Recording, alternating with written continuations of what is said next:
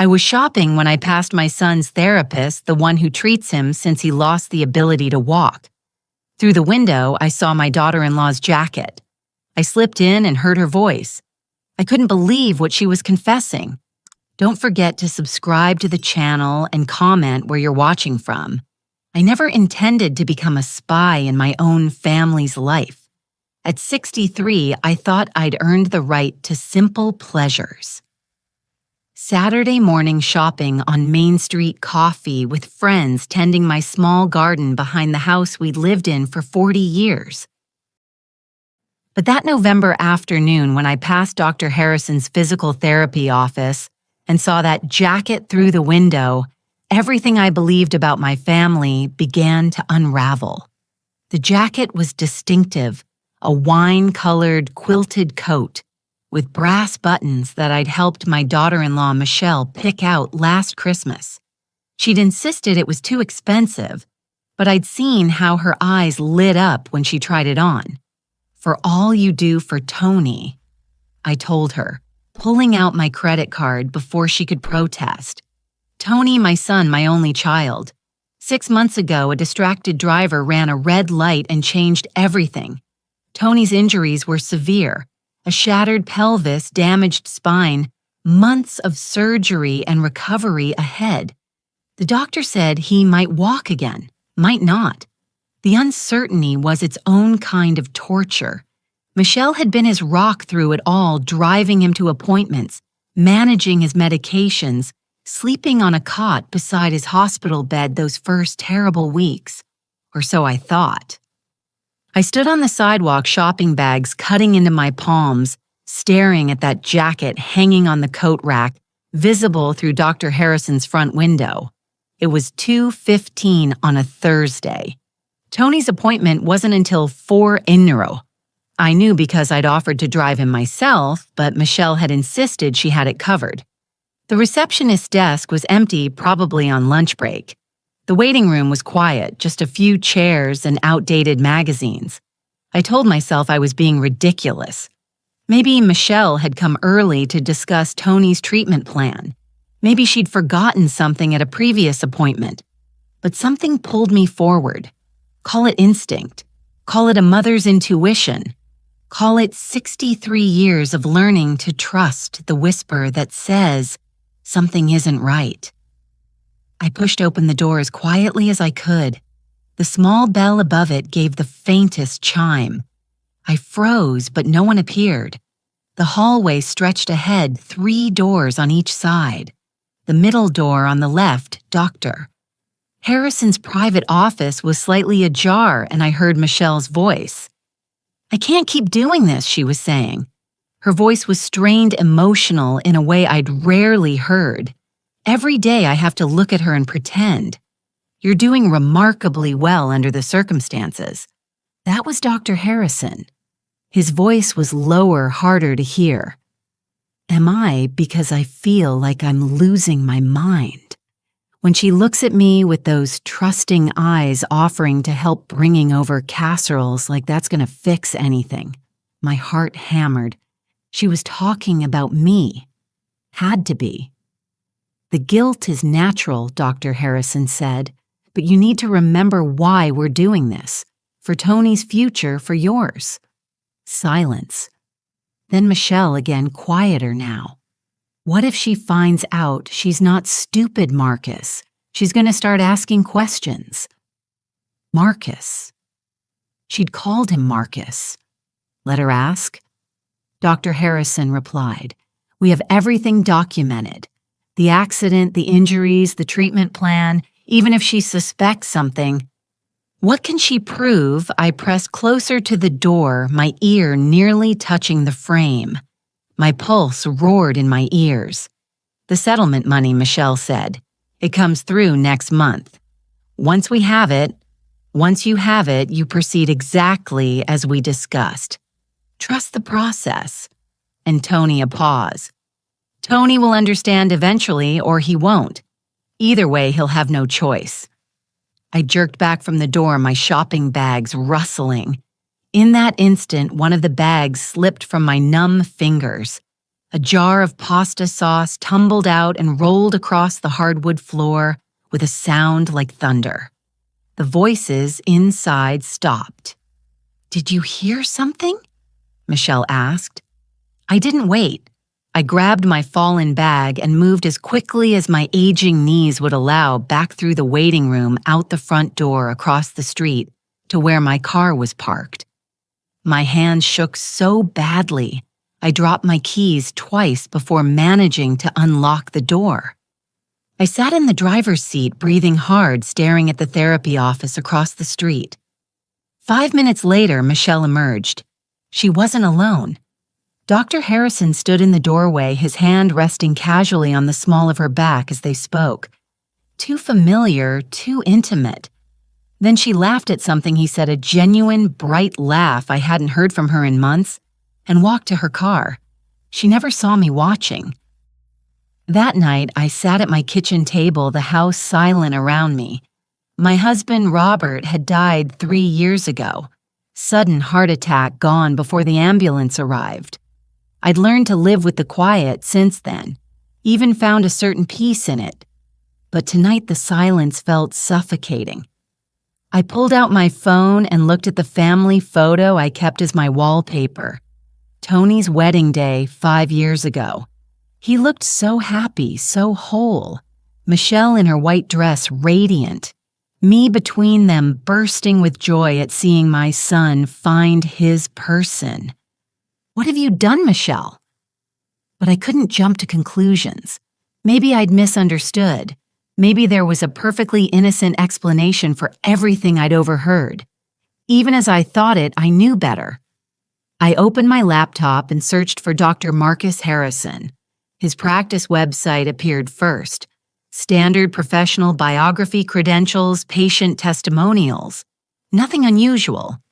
I clicked on images, and there it was, a photo from a charity gala 2 years ago.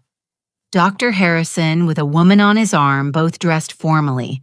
The caption identified her as his wife, Catherine. But when I looked more closely at the date, my stomach dropped. The gala had taken place 3 years after Tony and Michelle's wedding. I zoomed in on the photo. Catherine Harrison bore a striking resemblance to Michelle. Same dark hair, similar build. Even their smiles were alike. I sat back, my mind racing. What was I looking at, an affair? But it was more than that. The conversation I'd overheard wasn't about romance. It was about money, settlement money, and doing something to Tony. I thought about my son trapped in that wheelchair, trusting his wife completely, depending on her for everything. And she was planning something she and Dr. Harrison had been coordinating, something that would happen once the settlement money came through the accident settlement. Tony had been hit by a delivery truck whose driver was texting. The company's insurance was paying out. Michelle had mentioned it would be substantial enough to cover all medical expenses, and then some. Enough to set them up for life, she'd said, even if Tony never worked again. Once you have it, you proceed exactly as we discussed. I needed proof, real, tangible proof of what they were planning. But I also needed to be smart. If Michelle suspected I knew something, she might accelerate whatever scheme she and Dr. Harrison had concocted. I had to investigate carefully, quietly. The problem was I had no idea where to start. I was a retired elementary school teacher, not a detective. My most daring act of rebellion in the past decade had been planting tomatoes, where Robert had wanted roses. I went to bed that night but didn't sleep. Every time I closed my eyes, I heard Michelle's voice. When she looks at me with those trusting eyes, I trusted her completely, welcomed her into our family, loved her like the daughter I'd never had. And somehow that trust was being used against Tony, against all of us. By dawn, I'd made my decision. I didn't know what Michelle and Dr. Harrison were planning, but I was going to find out. My son's life, maybe even his survival, might depend on it. I just had to make sure they never knew I was looking. The first thing I did was call Michelle at 7:00 a.m., keeping my voice cheerful and normal. "Good morning, dear. I was thinking I'd come by around lunchtime. Bring some of that chicken soup Tony likes. How's he doing?" "Oh, that's sweet of you, Roxanne." Michelle's voice was bright, perfectly composed. "But actually, Tony has therapy this morning and he's been tired lately. Maybe give it a few days." Of course, you know best." I paused, then added casually, "I thought his appointment was yesterday Thursday at 4. A tiny hesitation. "No, it's this morning. Thursdays and Tuesdays. Has been for weeks." She was lying. I'd seen the appointment card myself just last week. "My mistake," I said lightly. "These days all blend together. Give Tony my love." I hung up and stared at the phone in my hand. The lies had already started, and so had my investigation. The next 3 days, I became someone I barely recognized. I kept my routine exactly the same. Morning walks, Tuesday book club, volunteering at the library. But underneath the normally, I was watching, listening, piecing together a puzzle I didn't yet understand. I started with the simplest thing, Tony's therapy schedule. On Friday morning, I drove to Dr. Harrison's office and parked across the street far enough away to avoid notice. I felt ridiculous, a 63-year-old woman playing detective in her 10-year-old sedan. But I waited. At 9:30, a silver Honda pulled up, not Michelle's car. A young man in his 20s got out, retrieved crutches from the back seat, and headed inside. 45 minutes later, he emerged, then an elderly woman, then a teenage girl with a knee brace. No Tony, no Michelle. I checked my watch. According to Michelle, Tony's appointment should have been at 10:00. It was now 11:15. I waited until noon, then drove home, my mind spinning. That evening, I called Tony directly.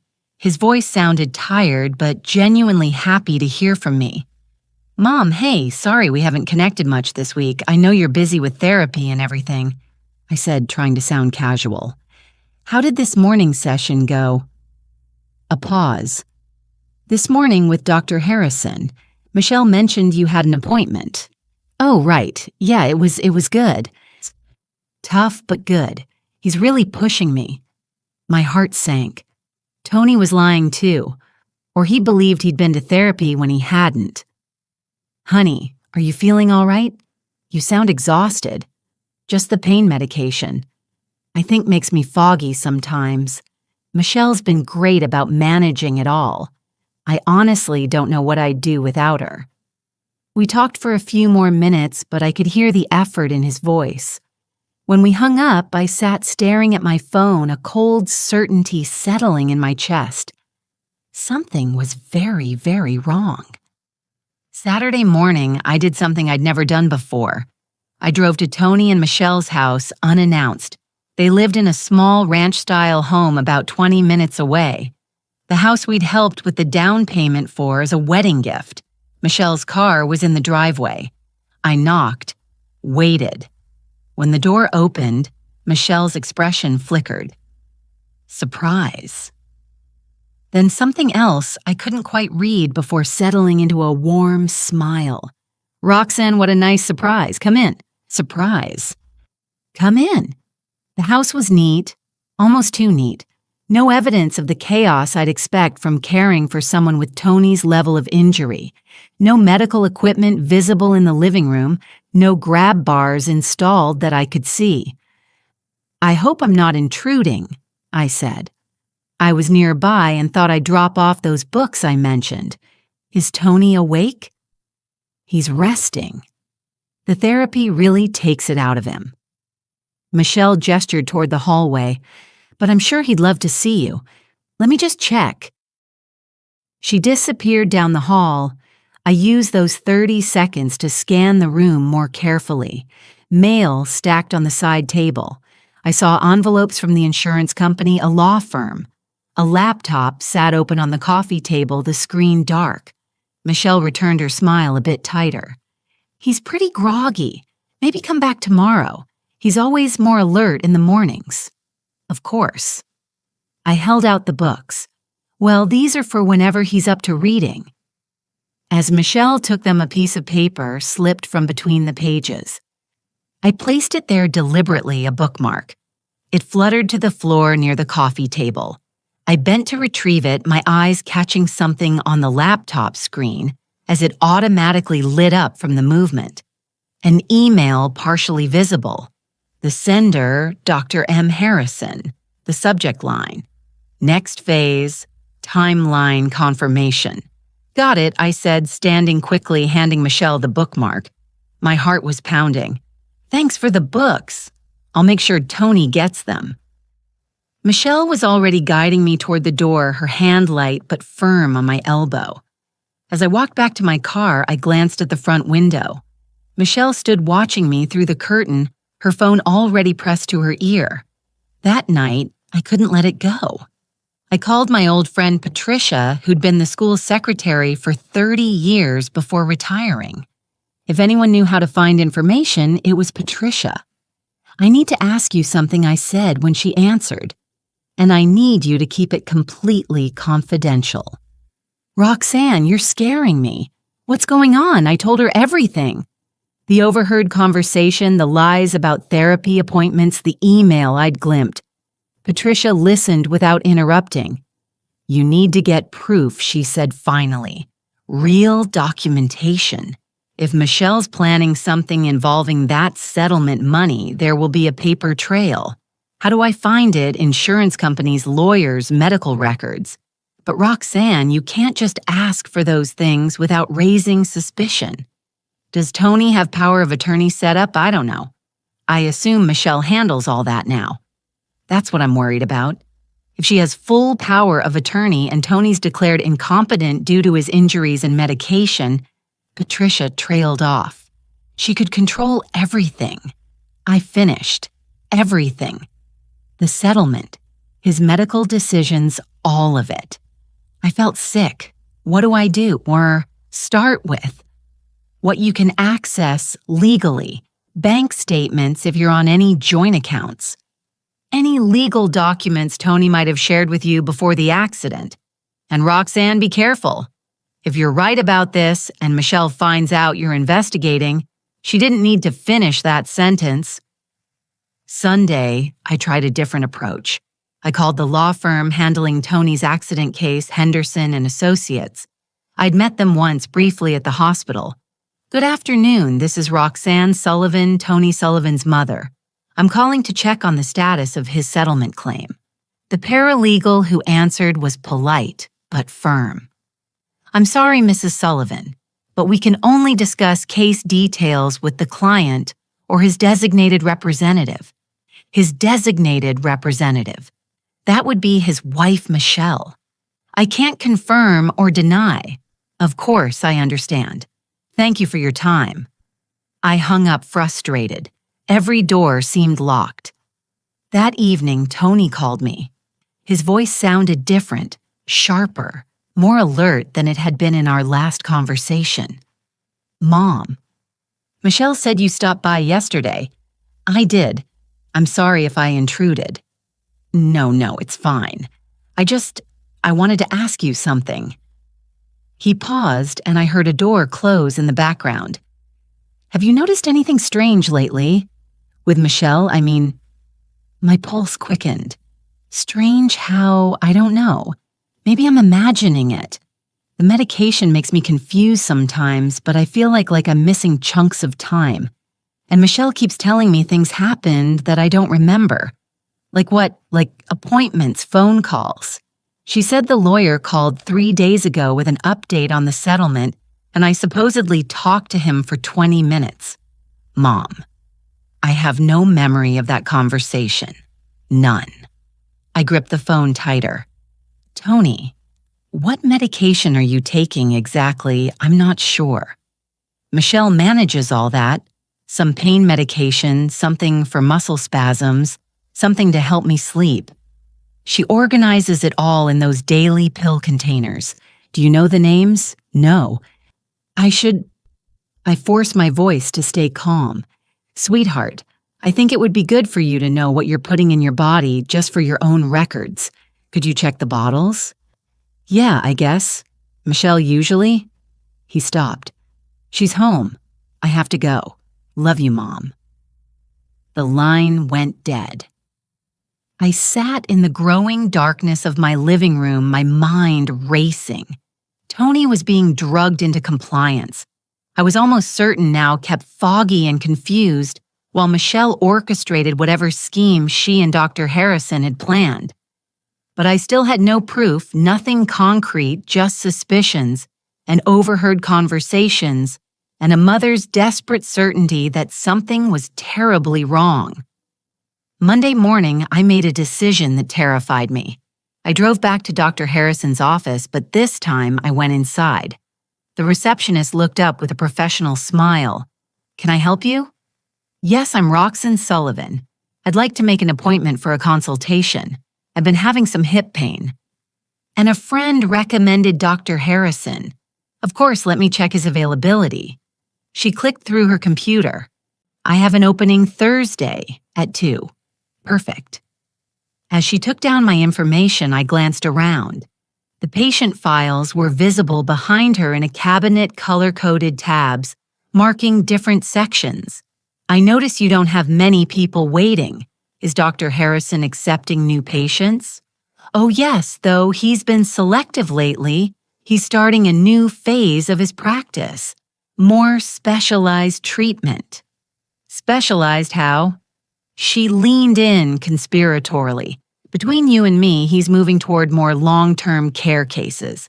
Patients who need ongoing therapy over months or years, better for business, I suppose.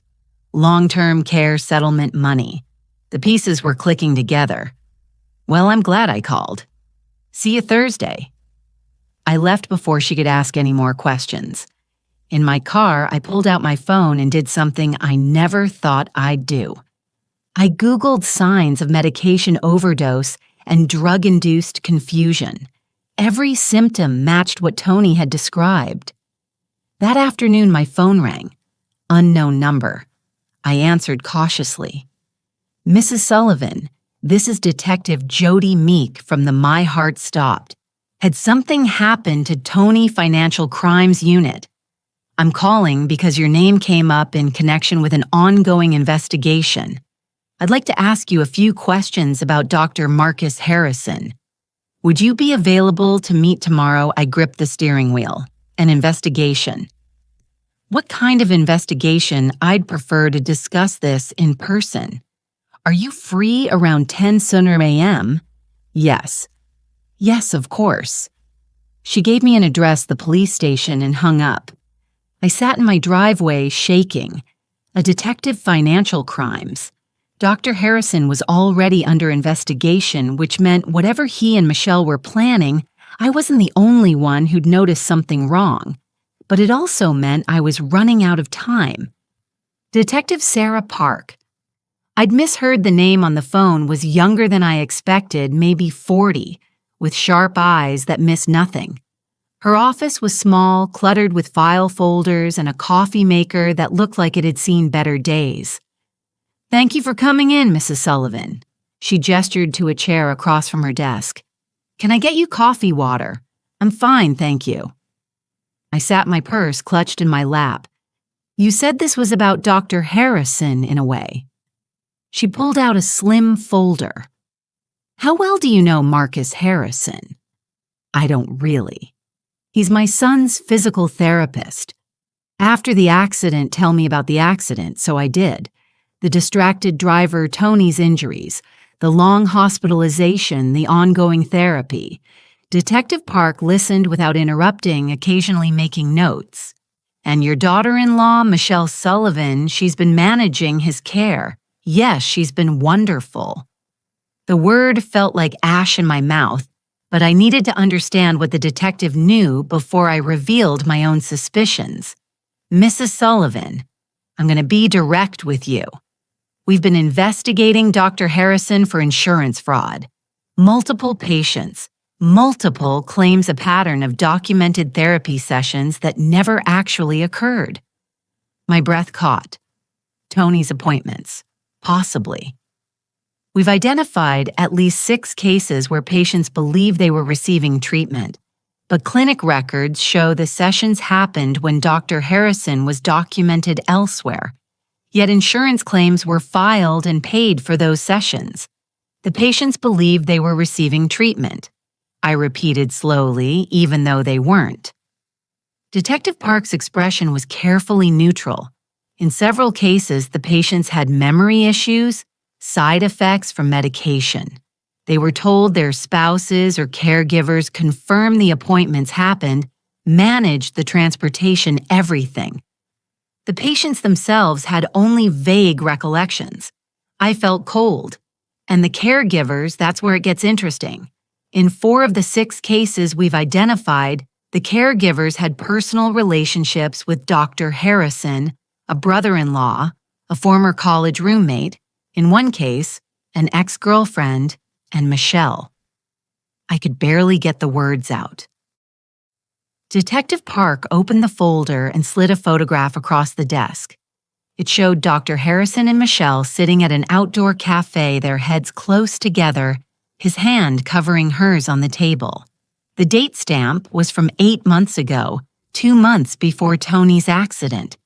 This was taken by a private investigator hired by Dr. Harrison's wife. She suspected an affair. She filed for divorce 6 months ago. I stared at the photograph before the accident. Yes, the implications crashed over me. They knew each other before Tony was injured, before he became Dr. Harrison's patient. We believe so. But Mrs. Sullivan understanding something and proving it in court are very different things. That's why I called you. We need someone on the inside, someone Tony trusts who can document what's actually happening. You want me to spy on my own daughter-in-law. I want you to protect your son. Detective Park leaned forward. If our theory is correct, Dr. Harrison and Michelle have been running a variation of this scheme with multiple patients, manufacture or exploit an injury, establish a long-term treatment plan, file fraudulent insurance claims, and in cases where there's a settlement involved, take the money and disappear. I finished. Possibly. Or maintain control of an incapacitated patient who's worth more alive and dependent than recovered. Mrs. Sullivan, has your son's condition improved at all in the past 6 months? I thought about it. Really thought about it. No. If anything, he seems worse, more confused, more dependent, despite months of therapy. Despite months of supposed therapy, Detective Park nodded. We need documentation records of medications, proof that Tony isn't actually attending the sessions. Michelle claims he has any financial documents showing where the insurance payments are going. How am I supposed to get all that without Michelle knowing? Very carefully, she slid a business card across the desk. That's my direct line. Day or night, if you feel unsafe at any point, you call me immediately. Do you understand? The word unsafe made it real in a way nothing else had. My own daughter-in-law might be dangerous. I took the card with trembling fingers. What about Tony? He called me a few days ago, said he was having memory problems. What if we don't believe he's in immediate physical danger? He's worth more to them, healthy enough to sign documents, but confused enough not to question anything. But Mrs. Sullivan, that settlement check is supposed to clear in 3 weeks. Once they have that money, the dynamic changes. What happens in 3 weeks? Detective Park's expression was grim. Best case, they disappear, and Tony's left in a nursing facility somewhere wondering what happened. Worst case, she didn't finish the sentence. I stood on shaking legs. I'll get you what you need. That afternoon, I did something I'd been avoiding. I called our family lawyer, James Mila. He'd handled Robert's estate when he died. Had known our family for 20 years. Roxanne, good to hear from you. What can I do for you, James? I need to know about power of attorney. If someone has it for a family member, what can they do? That depends on the type. Medical power of attorney covers healthcare decisions. Financial power of attorney covers assets, banking, that sort of thing. Is this about Tony? Hypothetically, if Michelle has both types of power of attorney for Tony, could she Roxanne what's going on? I made a quick decision. I need you to find out what legal authority Michelle has over Tony's affairs discreetly. Can you do that? A pause. That's a strange request. Please, James, I'll explain everything when I can. But right now, I just need to know what she can and can't do legally. Give me a day or two. I'll see what I can find. That evening, I drove to Tony and Michelle's house again. This time, I'd called ahead bringing dinner. Homemade lasagna, Tony's favorite. Michelle couldn't refuse without seeming suspicious. When she opened the door, her smile was strained. Roxanne, you didn't have to go to all this trouble. It's no trouble at all. How's my boy? Having a rough day, actually. Maybe this isn't the best, Mom. Tony's voice came from down the hall. Is that you? Michelle's jaw tightened, but she stepped aside. I walked past her, carrying the lasagna toward the kitchen. Tony was in the living room wheelchair, positioned in front of the television. When he saw me, his face lit up and my heart broke. He looked terrible thinner than last week. His skin pale, dark circles under his eyes. Sweetheart. I set down the lasagna and hugged him carefully. He felt fragile, like he might break.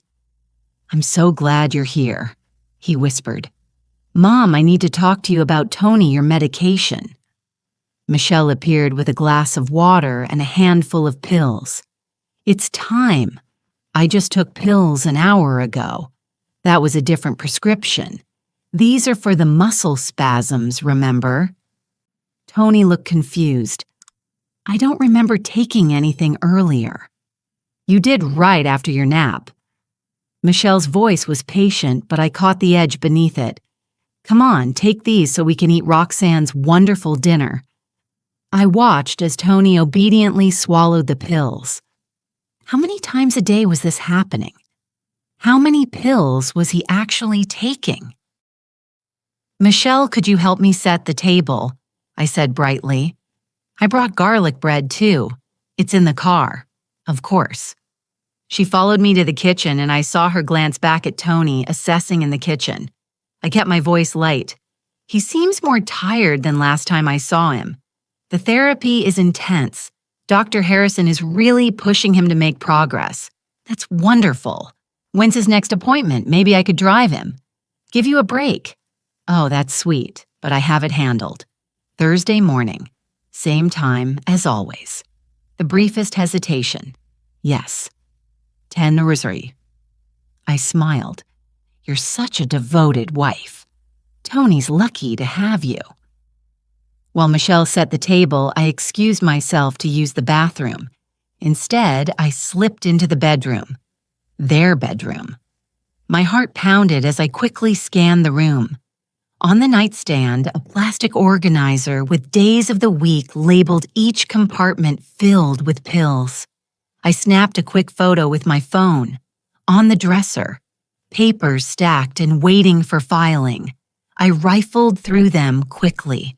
Medical bills, insurance statements, and then a bank statement. Not Tony and Michelle's joint account, a different bank, an account in Michelle's name only. I photographed the account number and the balance. $47,000. Roxanne, did you get lost? Michelle's voice came from the hallway. I shoved the papers back, my hands shaking. Coming. Just freshening up. At dinner, I watched Michelle carefully portion Tony's food, cutting everything small, treating him like a child. I watched her steer every conversation away from topics that might require Tony to remember specific details. I watched her refill his water glass 4 times, each time adding a powder she claimed was an electrolyte supplement. and I watched Tony grow increasingly drowsy as the meal progressed his words, slurring his eyes, struggling to focus. "I think I need to lie down," he finally said. "Of course, honey." Michelle was already standing. "Let me help you. Mom, don't go yet." Tony reached for my hand. "Stay, please. I'll stay right here. You rest and I'll clean up." Michelle wheeled him toward the bedroom. At the doorway, she looked back at me, and for just a second, the mask slipped. What I saw wasn't warmth or gratitude. It was cold calculation. When she returned 10 minutes later, I was washing dishes, playing the helpful mother-in-law. "He's out cold," Michelle said. "The pain medication really knocks him out." "Poor thing. Michelle, can I ask you something?" "Sure." "The settlement check. When does it arrive?" Her shoulders tensed slightly. "Soon, a few weeks," the lawyer said.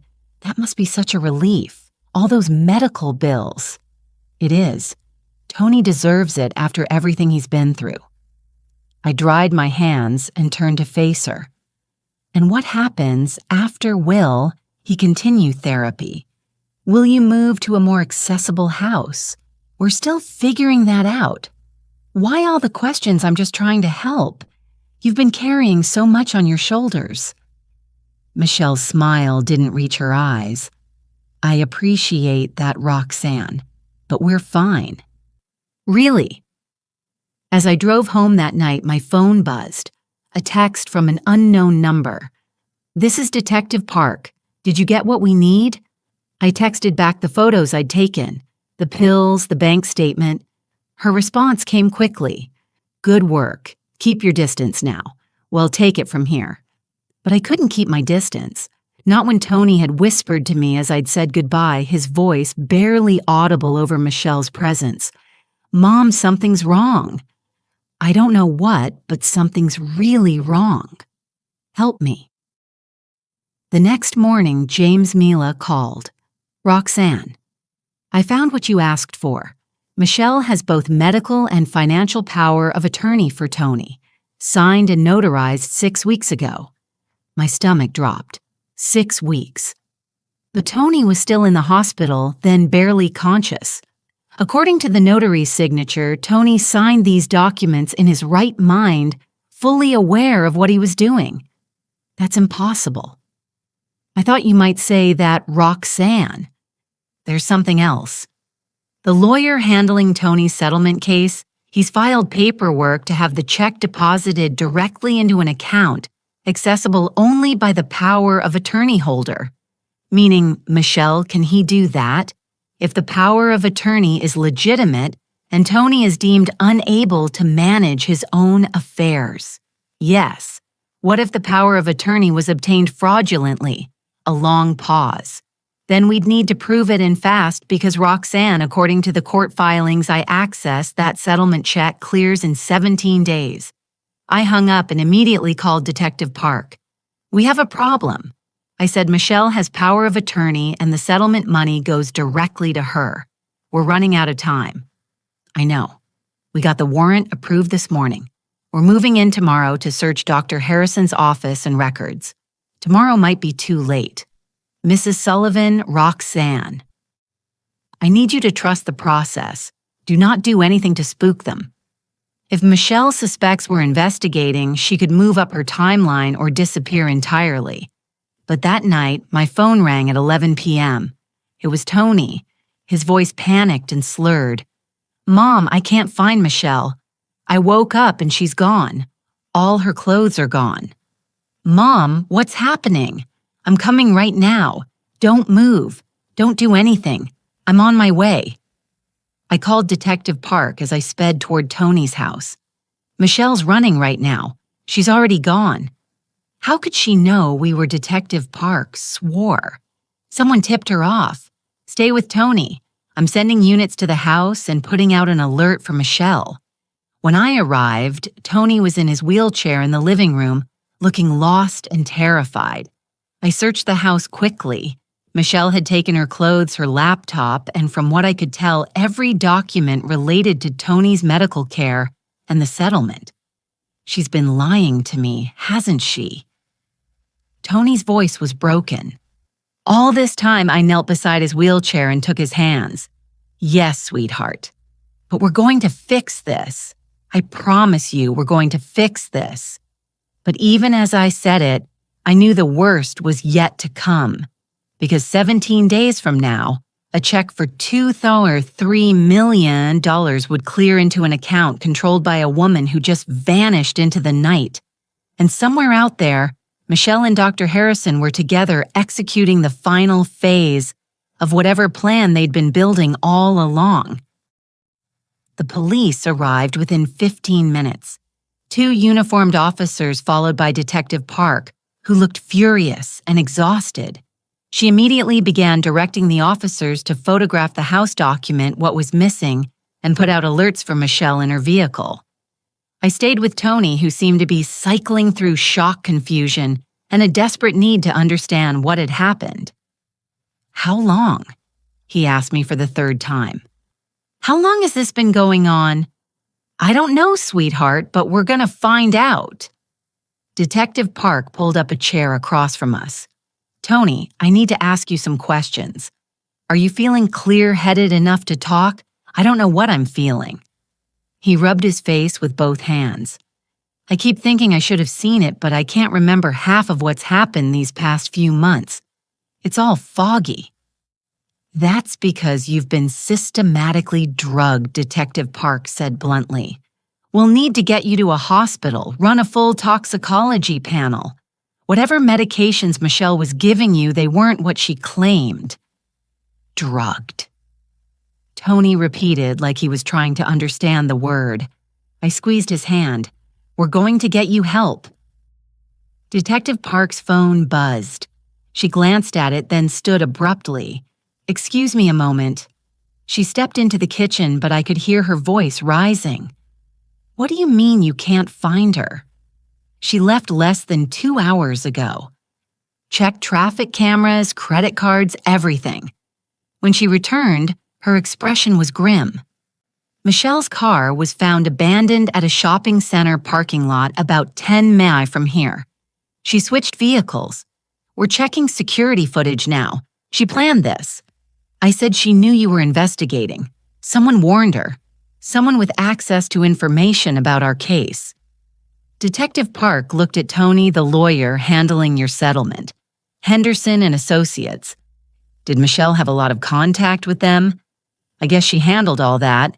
I was supposed to sign some final papers this week, but Michelle said we could do it later after I was feeling stronger." Tony's eyes widened. "The papers." She wanted me to sign papers. What was I signing? "We need to find out now." Detective Park was already on her phone. "Get me a judge.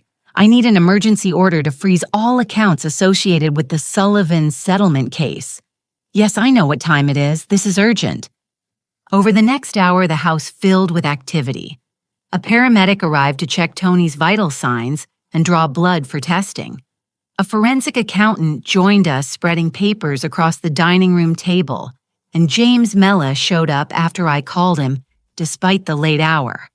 "Good grief, Roxanne," he said when he saw the chaos. "What have you gotten into?" "We're trying to prevent my son from being robbed of his settlement and possibly his life." James' eyebrows shot up, but he immediately shifted into lawyer mode. "What do you need?" By 2 in the morning, we had a clearer picture, and it was worse than I'd imagined. The forensic accountant, a sharp-eyed woman named Dr. Rice, laid it out for us. Michelle opened 3 separate accounts over the past 6 months. The one Roxanne photographed has $47,000. That appears to be from fraudulent insurance claims, filed for therapy sessions that never happened. But there's more. She pulled up bank statements on her laptop. 2 weeks ago, Michelle took out a $200,000 loan using this house as collateral. She used the power of attorney to do it without Tony's knowledge. She mortgaged our house. Tony looked stricken, but we'd almost paid it off. Not anymore. Dr. Rice said, The money from that loan was wired to an offshore account. We're trying to trace it now, but these things are set up to be difficult to follow. And the settlement check? James asked. That's the real prize. $3 million set to be deposited directly into an account that Michelle controls. Once that money hits, she can transfer it anywhere in the world in a matter of hours. Detective Park leaned against the wall, arms crossed. So we freeze, the accounts get a court order to stop the settlement deposit, invalidate the power of attorney. It's not that simple, James interrupted. The power of attorney was legally notarized. Unless we can prove Tony was mentally incompetent when he signed it. I was Tony said. I don't even remember signing it. Then we need the notary to testify that you weren't in your right mind. And we need the medical records showing what medications you were actually taking, which Michelle has apparently taken with her. Dr. Harrison will have copies, I said. Dr. Harrison is in the wind too, Detective Park informed us. We went to execute the search warrant at his office an hour ago. Cleaned out. His receptionist showed up for work this morning and found the file cabinets empty, the computer hard drives missing. He'd been there sometime during the night. The room fell silent. They've been planning this for a long time, I said quietly. This wasn't opportunistic. This was calculated, methodical, which means they'll have contingency plans. Detective Park agreed. Michelle knew we were getting close. Someone tipped her off and she activated her exit strategy. The question is, what else did she activate? Her phone rang. She answered, listened, and her face went pale. How much pause, track it now. She hung up and looked at Tony. I'm sorry to tell you this, but 15 minutes ago, someone accessed your joint checking account and transferred out the entire balance. $32,000. That's impossible. Tony said, I have my debit card right here. She had online access and apparently a lot of your personal information. Detective Park's jaw was tight. She's burning everything, taking whatever she can get her hands on before we freeze her out completely. James was already typing on his phone. I'm filing an emergency motion first thing in the morning. But Tony, you need to understand, even if we stop the settlement money from going to Michelle, if that power of attorney is deemed valid, the court might put the funds in a trust until this is sorted out. That could take months, maybe years. I don't care about the money, Tony said, his voice breaking. I just want to understand why. We were happy. I loved her. Why would she do this to me? No one had an answer for that. At 3 a.m., Detective Park sent everyone home except the officer stationed outside the house. I refused to leave Tony alone, so I settled into the guest room after helping him to bed. But I couldn't sleep. I lay in the darkness, my mind racing through everything we knew, everything we discovered. Michelle and Dr. Harrison had known each other before the accident. They'd been planning this. But how long? And was the accident itself? No. That was too dark a thought. Even Michelle couldn't have arranged for a delivery truck to hit her own husband, could she? At 6:00 a.m., I gave up on sleep and made coffee. Tony wheeled himself into the kitchen 20 minutes later, looking as exhausted as I felt. Did you sleep at all? I asked. Not really, Mom. I've been thinking. The accident. I've been trying to remember the details. Tony, you don't have to. I need to because there's something that's been bothering me. He accepted the coffee I handed him that day. I was supposed to meet Michelle for lunch downtown at that Italian place we liked, but at the last minute she called and asked me to pick her up from Dr. Harrison's office instead. My hand stilled on my coffee cup. Michelle asked you to go there. Yeah. She said her car was making a weird noise and she didn't want to drive it. She asked me to get her and we'd take my car to the restaurant. He stared into his coffee. The accident happened 2 blocks from Dr. Harrison's office. That delivery truck ran the red light right as I was turning. Tony, Are you saying I'm saying Michelle sent me to that exact location at that exact time and she wasn't there? When I woke up in the hospital, she said she'd still been inside the office waiting. She came to the hospital as soon as she heard. We looked at each other, the horrifying possibility hanging between us. We need to tell Detective Park, I said. But before I could reach for my phone, the doorbell rang. Through the front window, I saw a silver sedan in the driveway. A woman in an expensive suit stood on the porch holding a briefcase. I opened the door cautiously. Yes, Mrs. Roxanne Sullivan. Her smile was professional, polished. My name is Victoria Brennan. I'm an attorney representing Michelle Sullivan. May I come in?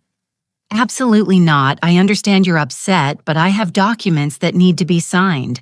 Time-sensitive documents regarding the settlement and Tony's ongoing care. Tony isn't signing anything without his own lawyer present. Victoria's smile never wavered. I'm afraid that's not possible. You see, Mrs. Sullivan Michelle holds power of attorney. She's authorized to make all legal and medical decisions on Tony's behalf. These documents simply formalize the transfer of the settlement funds to the appropriate medical trust that's been established for Tony's long-term care. That's a lie. Tony appeared behind me in his wheelchair. I never authorized a medical trust.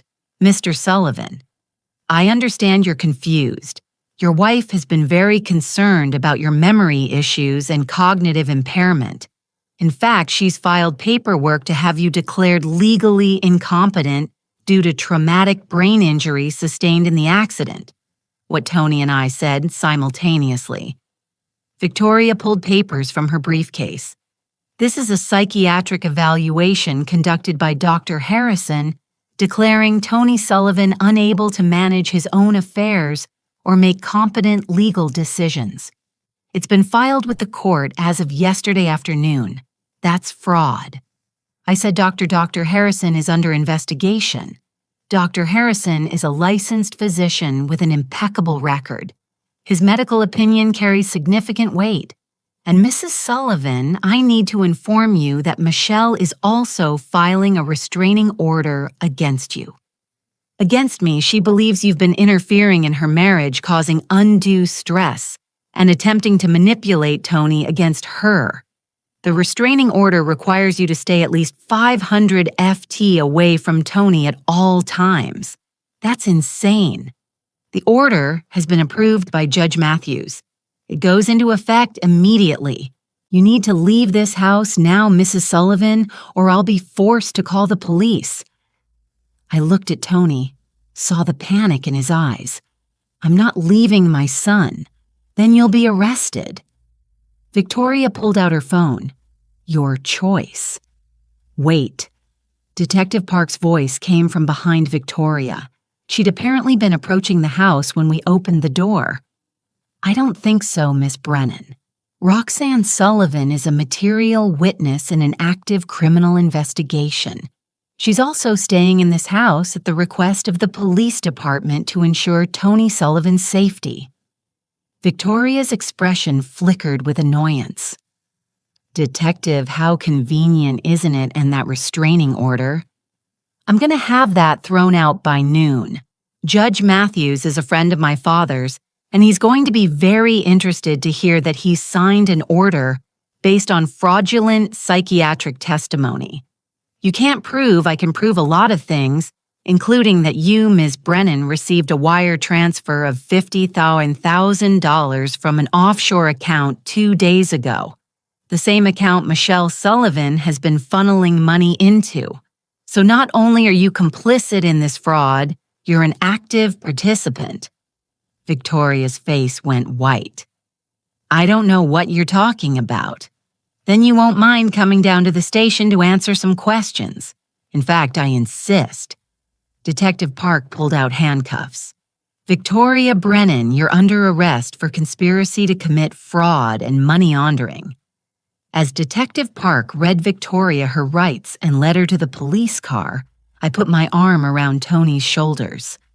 It's getting worse, isn't it? He said quietly. It's getting resolved, I corrected. One piece at a time. They're desperate making mistakes. That's good for us. But even as I said it, I knew we were approaching the real crisis point. Michelle and Dr. Harrison had spent months building their scheme. They weren't going to let it fall apart without a fight. And somewhere out there, they were planning their next move. My phone buzzed with a text from an unknown number. "Tell Tony I'm sorry it had to be this way, but the money's mine and he'll never see a penny. You should have minded your own business, Roxanne." I deleted it immediately, hoping Tony hadn't seen, but the message was clear. Michelle knew we were coming after her and she was ready for war. The next 72 hours were a blur of legal motions, police interviews, and medical evaluations. Tony was admitted to the hospital for a full toxicology screening, which revealed a cocktail of drugs in his system, benzodiazepines, opioids far stronger than necessary for his pain levels, and something called zolpidem that the doctor said was typically used for severe insomnia. These combinations would absolutely cause memory loss, confusion, and cognitive impairment, Dr. Martinez told us reviewing the results. The levels in his system suggest he's been taking these medications consistently for months. But the good news is with time and proper treatment, the effects should be reversible. "How long?" Tony asked. "To clear your system completely, a few weeks, to regain full mental clarity. Maybe a month or two. But you'll start feeling better almost immediately once we get you on the right medications." It was the first good news we'd had. James worked around the clock to file motions invalidating the power of attorney freezing Michelle's accounts and blocking the settlement transfer. Detective Park coordinated with federal agencies since the money trail crossed state lines and international borders, but Michelle stayed one step ahead. On the fourth day, James called with devastating news. She's filed for divorce and she's claiming she's entitled to half of everything, including the settlement. "But the settlement is for Tony's medical expenses," I protested. "In the state where they married and currently reside, assets acquired during the marriage are considered joint property. Unless we can prove the settlement is specifically designated for medical care and not general compensation, she has a legal claim. So after everything she's done, the fraud, the drugging, the theft, she could still walk away with over $1 million. If we can't prove criminal intent before the settlement clears, yes, the divorce court operates separately from the criminal investigation. She's playing both sides." That night, I sat with Tony in his hospital room. He was looking better already, more alert, more present, but the emotional wounds were deeper than the physical ones. "I trusted her completely," he said, staring at the ceiling. "Every pill she gave me, every appointment she drove me to, every decision she made, I trusted her. How could I have been so blind she was good at deception? That's not a reflection on you, but you figured it out. You saw through her only because I overheard something I wasn't supposed to. And even then, I second-guessed myself for days." I took his hand. "You loved her, Tony. You're supposed to trust the person you love. I don't think I'll ever trust anyone again." "Yes, you will. It'll take time, but you will, because the alternative is letting them win." My phone buzzed. A text from Detective Park. "Need you both at the station tomorrow. 10 a.m., major development." The next morning, we gathered in a conference room at the police station. Tony in his wheelchair, but looking stronger. James, Detective Park, and two people I didn't recognize. A man in his 50s with graying hair and a younger woman with red-rimmed eyes. "Roxanne, Tony. This is Thomas Bradford and his daughter Lauren. Detective Park said they've come forward with information about Dr. Harrison and Michelle." Thomas cleared his throat. My wife Patricia was a patient of Dr. Harrison's 2 years ago after a car accident, similar to Tony's situation. Dr. Harrison was her physical therapist. He was having an affair with my mother, Lauren said bluntly. We didn't know it at the time. We thought he was just being attentive, caring. Mom was so vulnerable after the accident. Thomas continued. Patricia had a settlement case, too. Not as large as yours, Tony, but substantial. $300,000. She signed power of attorney over to me during her recovery, but somehow Dr. Harrison convinced her to revoke it and give it to him instead, said it was for a specialized treatment program. The money disappeared within a week of the settlement clearing. Lauren said Dr. Harrison claimed it went to medical expenses, but we could never get proper documentation. Mom was so confused all the time. Couldn't remember what she'd agreed to. Where is Patricia now? I asked gently. Thomas's face crumpled. She died 6 months after the settlement. Overdose. The medical examiner ruled it accidental.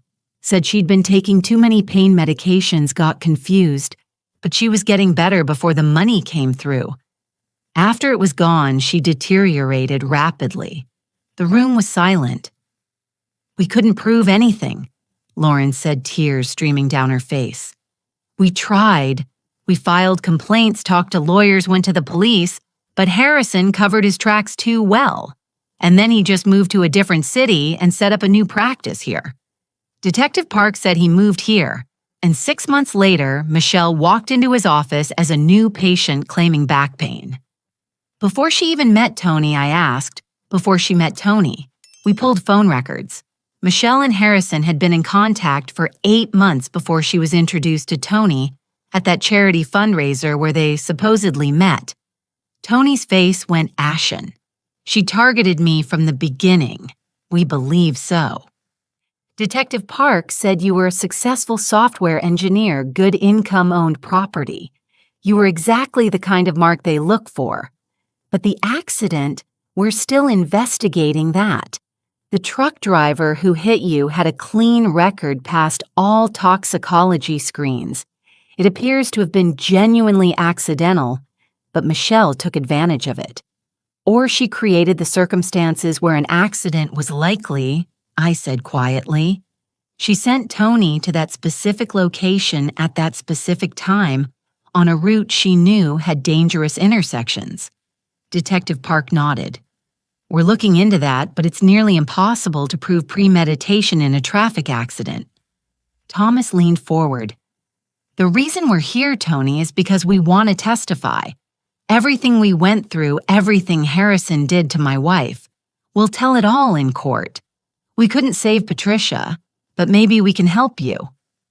And there's more, Lauren added. She pulled out a USB drive. After Mom died, I became obsessed with finding proof. I broke into Harrison's old office. I know it was illegal, but I copied files from his computer before he wiped it. I didn't know what to do with them at the time. Didn't think anyone would care. But when I saw the news about this case, I knew I had to come forward.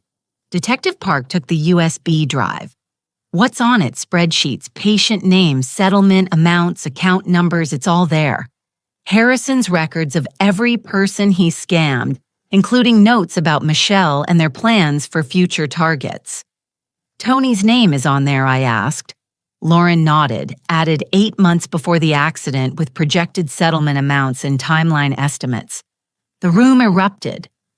James immediately started talking about admissibility of evidence. Detective Park was on her phone calling the district attorney. Tony sat frozen, processing the reality that his entire relationship with Michelle had been a calculated con from the first hello. I squeezed his shoulder. We have them now, finally. But Detective Park held up her hand, silencing everyone. She was listening intently to whoever was on the phone, her expression darkening. How much she swore under her breath. Lock down everything now. She hung up and looked at us. The settlement check cleared an hour ago. All $2.3 million. It was deposited into the account we thought we'd frozen, but somehow the freeze order was delayed in processing.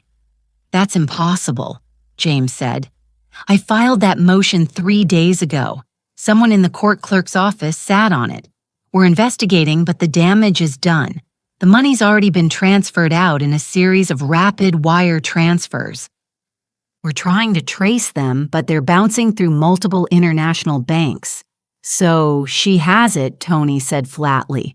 Michelle has my money. Not for long, Detective Park said grimly, because we just got confirmation that Interpol has been tracking these same offshore accounts in connection with an international fraud ring. The money Michelle transferred it pinged every alert they had set up. They know exactly where it went, where I asked, the Cayman Islands. And here's the beautiful part. Michelle and Dr. Harrison flew there yesterday. They're at a resort in Georgetown right now, probably celebrating. And they have no idea that the Caymanian authorities are cooperating with U.S. law enforcement. You can arrest them, Tony asked better. We already did. They were taken into custody 2 hours ago when they tried to access the funds.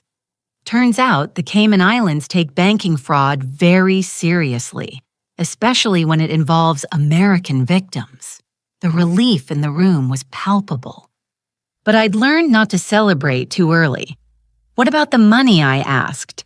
Frozen. All of it. Once we prove the fraud, which we now can, thanks to Lauren's evidence, every penny will be returned to Tony. How long will that take, James asked. Months, probably. But the important thing is Michelle and Harrison are in custody. They're being extradited back to the U.S. to face charges, multiple charges. Fraud, conspiracy, identity theft, elder abuse. I'm not elderly, Tony protested weakly. You were a vulnerable adult under the influence of drugs administered without your informed consent. It counts. Detective Park actually smiled. They're looking at 20 to 30 years each. Thomas Bradford wiped his eyes. Thank God. Finally, there's going to be a trial. Detective Park continued. Tony, you'll have to testify. Roxanne, you two. It won't be easy. I don't care. Tony said, I want to face her. I want her to know that I know exactly what she did. 2 weeks later, I got my wish to face Michelle, though not in the way I expected. James arranged for us to be present when Michelle and Dr. Harrison were arraigned after extradition. The courtroom was packed. Journalists, other victims who'd come forward, prosecutors preparing their case. When they brought Michelle in, I barely recognized her. Her hair was unwashed, her expensive clothes wrinkled, but her eyes were calculating, searching the room until they landed on Tony and me. She smiled. Actually smiled. The bailiff read the charges. 18 separate counts. The judge set bail at $2 million, which Michelle's lawyer immediately protested she couldn't pay. Your Honor, the prosecutor stood. The defendant has access to $2.3 million that she fraudulently obtained. That money is rightfully mine. Michelle interrupted, ignoring her lawyer's attempts to silence her. I earned every penny. You want to know what it's like being married to a weak, pathetic man who can't even.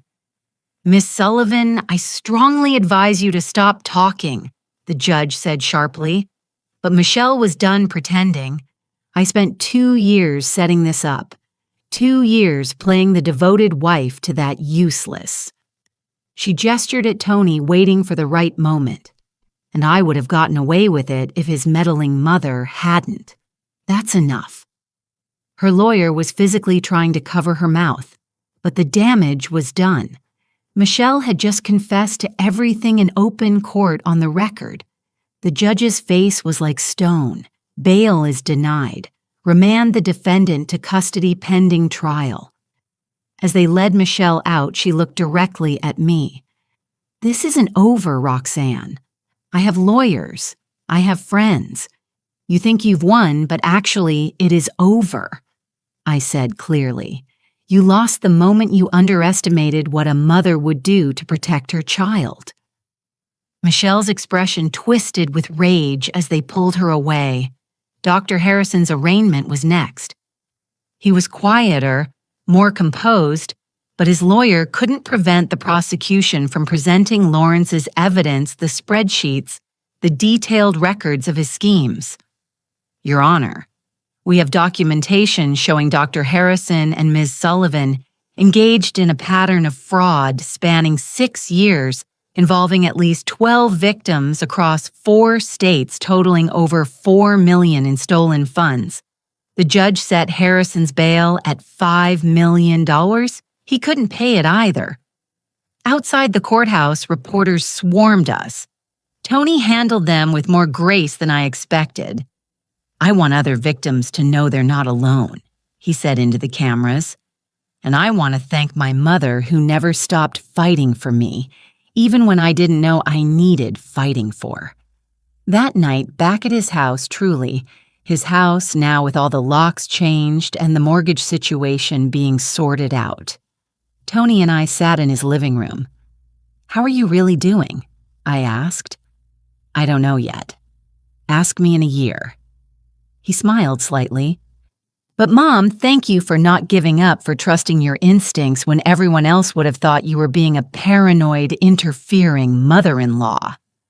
I am an interfering mother-in-law. I just happened to be right this time. He laughed, and it was the first genuine laugh I'd heard from him in months. My phone buzzed. A text from Detective Park. Final count 18 victims identified. Total fraud, $6.2 million. Your investigation broke the whole thing open. The FBI wants to thank you personally. I showed Tony the message. $6 million, he said softly. How many lives did they destroy, not yours? I said firmly. You're still here. You're getting stronger every day. You're going to recover and move forward with you watching my back always. But even as I said it, I knew one more confrontation was coming, because in 3 months there would be a trial, and I would need to be ready. 3 months can feel like a lifetime when you're waiting for justice. Tony moved into physical therapy with a new doctor, a woman recommended by the hospital with impeccable credentials and zero connection to Dr. Harrison. Within weeks, the fog that had clouded his mind for so long began to lift. The real medications, the ones he actually needed, helped with pain without destroying his cognitive function. And slowly, miraculously, he began to walk again. First with a walker, then with a cane. The doctor said his body had been healing all along, but the drugs Michelle had been feeding him had masked his progress, kept him dependent and confused. Without them, his natural recovery could finally happen. She kept me in that wheelchair, he said. One afternoon during a session, his voice full of wonder and rage. I could have been walking months ago. Don't think about what was stolen, his therapist advised. Focus on what you're reclaiming. Good advice. Hard to follow. The trial began on a cold morning in February. The courthouse steps were packed with journalists, cameras, and spectators. Thomas Bradford was there with his daughter, Lauren. 3 other victims had come forward ready to testify. The prosecution had built a case so airtight that Michelle's lawyer had tried 5 times to negotiate a plea deal. She'd refused everyone. I didn't do anything wrong, she'd told the prosecutor. According to James, Tony was incompetent. Someone had to manage his affairs. Her arrogance would be her downfall. The first week of trial was procedural. Jury selection opening statements, the prosecution laying out their case with meticulous detail. They presented the fraudulent insurance claims, the forged documents, the offshore accounts. They brought in handwriting experts who testified that Tony's signature on the power of attorney documents had been traced, not written freely. Michelle sat at the defense table looking bored occasionally, whispering to her lawyer, never showing a hint of remorse. Dr. Harrison's trial was being held separately. but his lawyer had convinced him to take a plea deal 15 years in exchange for testifying against Michelle. The prosecution was saving him for maximum impact. I was called to testify on the 5th day. The prosecutor, a sharp woman named Miss Delgato, walked me through everything, overhearing the conversation in Dr. Harrison's office, the lies about therapy appointments, the investigation I'd conducted finding Tony alone with Michelle gone. "Mrs. Sullivan, what made you suspicious that first day?" Ms. Delgado asked. "A mother knows," I said simply. "I saw my daughter-in-law's jacket through the window at a time when she shouldn't have been there, and I heard the tone in her voice when she spoke. It wasn't the voice of a concerned wife. It was the voice of someone planning something. Objection. Speculation." Michelle's lawyer called sustained. "Mrs. Sullivan, please stick to what you observed directly." "I observed my son deteriorating under his wife's care. I observed lies about his medical appointments. I observed a secret bank account with $47,000 that had no legitimate source. I observed my son being drugged into confusion so his wife could control every aspect of his life and steal his future." The jury was riveting. Several members were leaning forward, completely focused. Michelle's lawyer tried to paint me as an interfering, jealous mother-in-law who'd never accepted her son's marriage. But the evidence was overwhelming. The photos I'd taken, the bank statements, the timeline Detective Park had constructed, it all told the same story. On the witness stand, I never raised my voice. I never showed anger.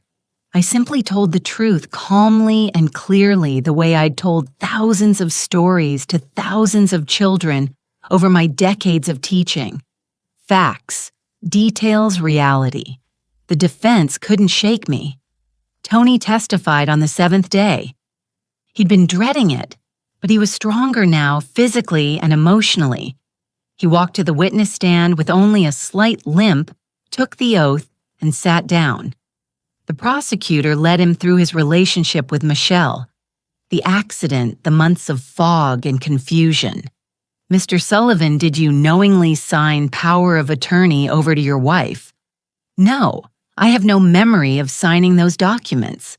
And based on the medical testimony about what was in my system at the time, I couldn't have understood what I was signing even if I had. "Did you authorize your wife to take out a $200,000 loan against your house?" "Absolutely not." "Did you know she was having an affair with Dr. Harrison?" "No." "Did you authorize the transfer of your settlement funds to offshore accounts?" "No." I thought that money was going to pay for my medical care and our future. I trusted my wife completely. His voice broke on the last word. Several jury members looked visibly moved. Michelle's lawyer was gentler with Tony than he'd been with me, but he still tried to suggest that Tony had been aware of the financial arrangements, that his memory problems were exaggerated. "Mr. Sullivan, isn't it true that you signed multiple documents during your recovery?" "I was told I did." "I don't remember it. Isn't it possible you simply forgot?" The medical experts testified that the drugs in my system would cause severe memory impairment. So, yes, it's possible I forgot. It's also possible I was unconscious or incoherent when someone guided my hand to sign. I don't know. That's the point. I was kept in a state where I couldn't know. The lawyer couldn't argue with that. On the 10th day, Dr. Harrison took the stand. He'd aged visibly in the 3 months since his arrest. The confident, charismatic therapist was gone, replaced by a nervous man who couldn't meet anyone's eyes. Under oath, he laid out the entire scheme, how he'd done it before with other patients, how he'd met Michelle when she was working as a pharmaceutical sales representative and realized she had the perfect personality for long-term cons. Charming, patient, ruthless. We would identify targets, he testified. People with good insurance, potential injury, settlements, assets we could access. Michelle would arrange to meet them socially, start a relationship. I'd establish myself as their medical provider, and then the prosecutor prompted. Once she had access, usually through marriage, we'd create dependency. The medications kept them confused enough not to question anything but functional enough to sign documents. We'd file false insurance claims for treatments that never happened. And if there was a major settlement or inheritance, we'd take it and move on. How many times did you and Michelle Sullivan execute this scheme? Tony was the 7th. The courtroom erupted. The judge had to call for order. 7 victims, Miss Delgado said, letting that sink in. And Patricia Bradford Thomas's wife. Dr. Harrison's face crumpled. That wasn't supposed to happen. She took too many pills one night. It was an accident caused by months of you deliberately confusing her medication regimen and keeping her dependent on drugs she didn't need. I never meant for her to die, but you did mean to steal her money. You did mean to destroy her family's financial security. You did mean to betray your oath as a physician. Yes. His voice was barely audible. Michelle's lawyer tried to suggest that Harrison was lying to reduce his own sentence, that Michelle had been manipulated by him, not an equal partner. But the evidence contradicted that emails, text messages, the detailed planning documents Lauren had recovered. Michelle had been the mastermind. Harrison had been the tool. On the 13th day, Michelle took the stand in her own defense. Her lawyer had probably advised against it, but Michelle's arrogance wouldn't let her stay silent. She wanted to explain herself to justify everything. It was a spectacular mistake. I loved Tony. At first she testified, but after we married, I realized he was weak, boring. He worked all the time, never wanted to do anything exciting. I felt trapped. So you decided to steal his money, the prosecutor asked on cross-examination. I decided to take what I deserved for 2 years of pretending to be happy in a dead-end marriage. And the accident, the one that nearly killed your husband, was convenient timing. Michelle's smile was cold. I didn't cause it, but I certainly took advantage of it. You kept him drugged and confused for 6 months. I kept him manageable. If he'd been clear-headed, he would have interfered with the financial arrangements. You mean he would have stopped you from stealing his money? I earned that money. Do you know how exhausting it is to play the devoted wife, to pretend to care about someone's boring physical therapy stories, to act grateful for his mother's casseroles? She shot a venomous look at me in the gallery. I deserved compensation for that performance. The prosecutor paused, letting Michelle's words hang in the air. Ms. Sullivan, do you feel any remorse for what you did to Tony? Remorse? Michelle laughed.